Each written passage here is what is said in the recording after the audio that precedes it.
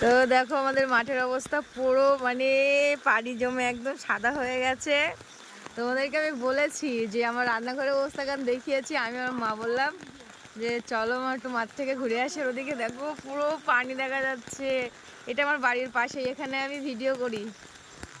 সারা রাত আমি ঘুমিনি ভাই, কি পরিমাণে পানি কি বলবো। আর দেখো কি অবস্থা।